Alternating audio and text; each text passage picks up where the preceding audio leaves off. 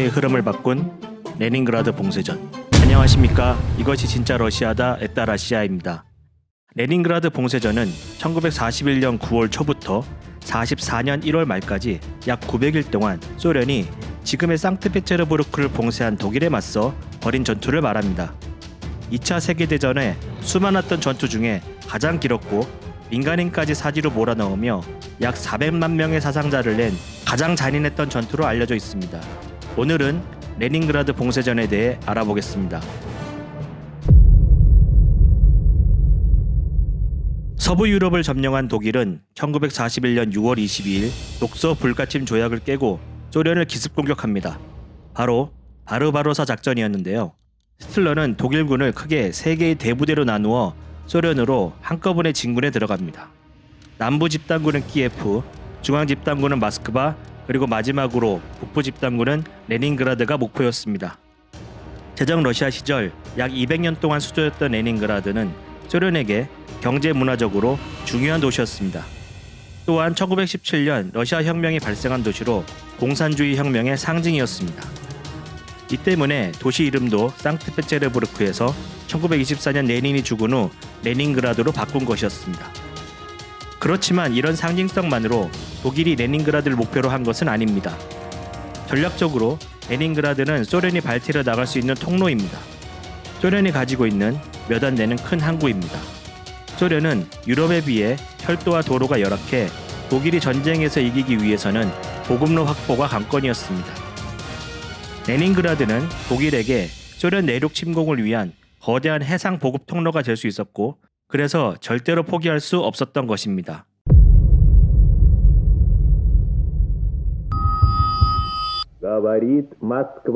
키예프, 모스크바, 레닌그라드 이렇게 세 방향으로 나눠 한꺼번에 침공을 개시한 독일은 파죽지세로 소련군을 몰아붙이기 시작합니다. 문제는 진격해 들어갈수록 자꾸만 넓어지는 전선이었습니다. 소련의 지리적 구조가 동유럽에서 소련으로 들어갈수록 나팔처럼 넓어지기 때문에 모든 전선을 커버하기 점점 어려워졌습니다. 중앙 집단군과 북부 집단군 사이의 간극이 벌어지면서 독일은 어느 한 전선으로 우선순위를 정해야 했습니다. 그리고 히틀러는 9월 12일 북부 집단군 돌파의 핵심이었던 제4기갑부대를 모스크바 공략에 투입하라고 명령합니다. 제4기갑부대가 모스크바로 떠난 후 몇 차례 레닌그라드 방어선 돌파를 시도했지만 돌파 능력이 저하된 북부 집단군은 번번이 실패했습니다. 발트해 연안의 지형도 문제였습니다. 호수를 비롯한 다양한 장애물이 여기저기 펼쳐져 있어 다른 전선처럼 대규모 부대가 엉켜서 싸우기 힘들었고 총력전으로 일거에 함락시키기 어려웠습니다. 결국 독일 북부 집단군은 진격을 멈추고 호위전을 시작했습니다. 히틀러는 레닌그라드를 지상에서 없애버리겠다, 민간인의 생명 따위에는 관심이 없다 라고 선언하면서 인구 330만의 거대 도시를 점령하지 않고 굶겨 죽이기로 작정하였습니다. 바르바로사 작전에서는 3개의 집단군이 동시에 3개의 목표를 점령하기로 되어 있었지만 독일은 석 달 만에 이 계획이 무리라는 것을 깨닫고 레닌그라드를 봉쇄한 후 포격과 공중폭격, 굶주림으로 서서히 무너뜨리기로 작전을 변경한 것입니다. 독일군은 무려 900일 가까이 사실상 레닌그라드의 모든 음식과 연료 공급을 차단했습니다. 9월 12일에는 레닌그라드에서 가장 큰 식료품 상점의 창고가 폭격으로 전소되면서 식량 수급에 엄청난 차질이 생겼습니다. 10월 초에는 식량이 단 21분밖에 남지 않았다고 합니다. 철저한 배급제를 실시했습니다. 가장 심할 때에는 하루에 125g의 빵만을 배급했다고 합니다. 새, 개, 고양이 등 뭐든지 잡아먹었습니다. 가죽으로 만들어진 가방이나 신발을 끓여 먹기도 했고 도배지 뒤에 붙은 풀을 긁어내어 수프를 끓이기도 했습니다. 영하 30도의 혹한을 뚫고 식량 배급소에 가다가 거리에서 그대로 숨을 거두는 사람들이 속출했습니다. 하루에 1000명이 죽는 일도 드물지 않았고 1일 사망자가 5000명에 이를 때도 있었다고 합니다. 무려 100만 명, 전쟁 전 인구의 3분의 1이 질병 혹은 굶주림으로 죽었습니다. 공식적으로는 부인하고 있지만 사체를 채집하여 인육을 먹는 상황까지 벌어졌습니다. 식인 행위를 단속하고 범인을 처벌하는 임무 또한 소련군이 수행하였다고 합니다. 지금 보여드리고 있는 것은 당시 11살 소녀였던 타냐 사비체바의 일기입니다. 이 일기는 레닌그라드 봉쇄전에서 희생된 사람들의 상징이 되었고 전쟁 후에 뉘른베르크 국제군사재판에서 증거로 사용되기도 했습니다. 그 속에서도 레닌그라드 시민들은 살아남았습니다. 이는 엄중한 봉쇄 속에 아주 자그마한 틈새를 찾아냈기 때문인데요. 이것이 바로 라도가 호수 위의 생명의 길입니다.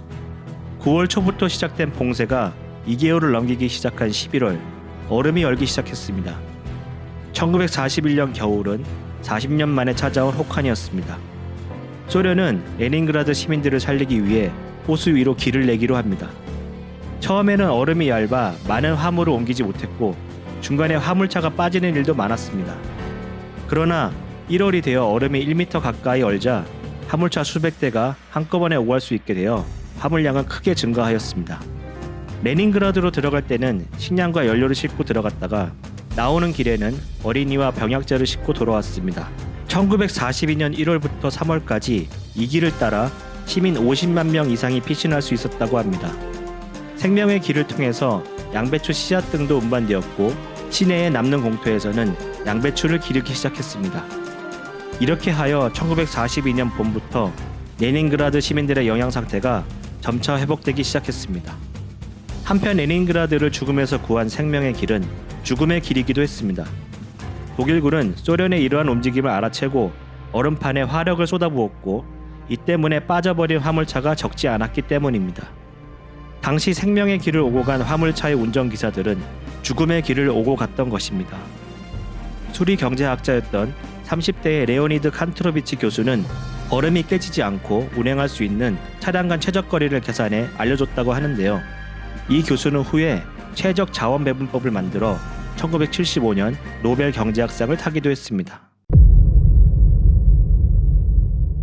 레닌그라드 시민들은 이렇게 참혹한 상황 속에서도 인간으로서 존엄을 지키고 시민으로서 자신의 역할에 최선을 다했습니다. 레닌그라드에 남았던 소련 최고의 작곡가는 소방 의용대로 활동하면서 국민들에게 용기를 줄 수 있는 교향곡을 작곡하였습니다. 그리고 이 교향곡은 굶주림으로 지친 시민들 앞에 연주되었습니다. 당시 독일 참호 속에서 이 공연의 실황 방송을 들었던 독일군들은 이기지 못할 것이라고 생각했다고 합니다.